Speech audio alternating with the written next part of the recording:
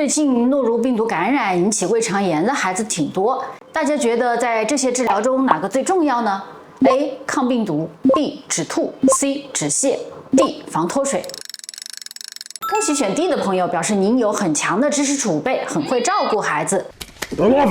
那其实现在很多家长都有这个概念了，病毒性肠炎包括诺如病毒感染是个自愈性的疾病，疾病护理的重点在于防止脱水，一定要多喝水，不然容易脱水。但是诺如病毒感染初期频繁呕吐是最突出的症状，如果在这个时期因为担心脱水，吐完马上就灌水，反而不利于症状的缓解。口服补液也是有讲究的，如果孩子刚吐完，不要马上着急给水，让胃休息20-30分钟，然后再喂水。每次的量也控制在1到2毫升每公斤体重，可以10到15分钟就给一次，讲究的一个少量多次，喝一点下去一点，再喝一点。那么对于小宝宝，我建议大家每次只给这么一点点给宝宝喝，不要给一大瓶水，然后再从他手里抢走，因为小宝宝讲究的是一个尽兴，一个不小心就喝多了。如果你觉得这个补液的技巧挺有帮助的，欢迎转发给其他家长。如果呕吐1小时超过4次，是建议完全禁食禁饮2小时休息的，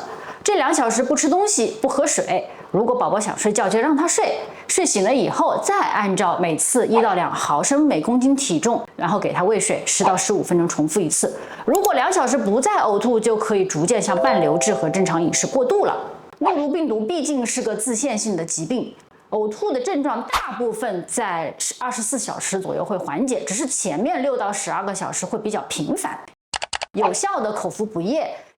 预防和纠正脱水的发生，才是居家护理的重中之重。但是要注意，如果宝宝精神萎靡，6个小时没有尿，呕吐频繁，没有办法喝消水，还是要去医院补液的。那么居家护理用什么来补液呢？口服补液盐是首选，按照说明书兑水配好了之后，合适的电解质的配比以及含有葡萄糖，最适合因为呕吐腹泻带来的电解质和水分的丢失。但常规的口服补液盐味道真的不怎么样。如果宝宝不接受口服补液盐的口感，市面上也有一些水果味的口服补液盐。此外，鲜榨的苹果汁2倍的稀释，比如说50毫升苹果汁稀释到100毫升，以及母乳也可以替代掉口服补液盐。孩子呕吐的话，有必要吃止吐药吗？虽然常规不建议用止吐药，但是对于患病毒性胃肠炎而出现频繁呕吐的孩子，还是有一种比较安全的药——昂单司琼。这个药其实主要是用于化疗药物引发的剧烈呕吐，它不能作为病毒性胃肠炎的常规治疗，不能因为孩子有呕吐就给他用昂单司琼。只有在怀疑孩子是病毒性胃肠炎，存在轻中度脱水且持续呕吐妨碍口服补液的时候，另外就是怀疑病毒性胃肠炎，尽管还没有发生脱水，但是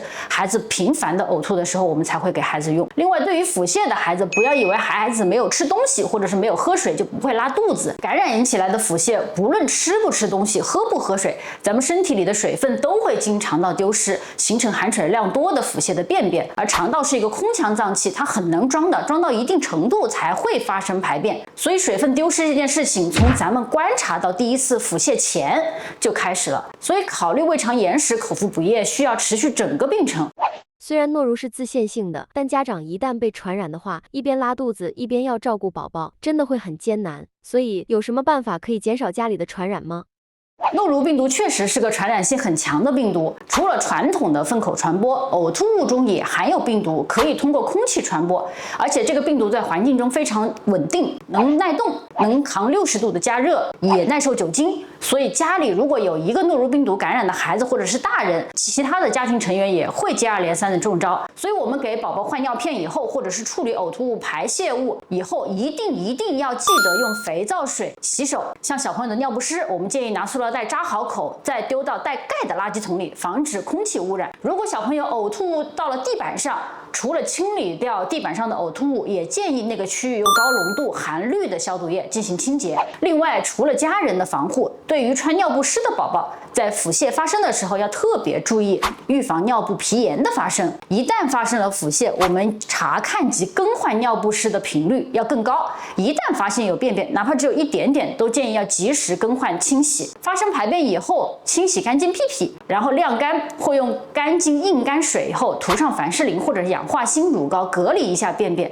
然后再穿上新的尿不湿。如果可以延迟一点再穿尿不湿，让宝宝的皮肤有机会透气，气会更好。如果出现了皮肤的红肿，还是建议要咨询医生，看看有没有必要用外用的抗生素软膏或者是激素软膏。最后，如果家长观察到屏幕上的这些情况，需要就医。很严重的脱水，6小时没有尿，需要静脉补液。如果出现频繁哭闹、不易安抚或者草莓酱样大便，需要去医院就诊排查肠套叠。2岁以下的小朋友出现了发热超过39度，如果出现了您没有把握的症状，还是建议看医生，征求医生的建议。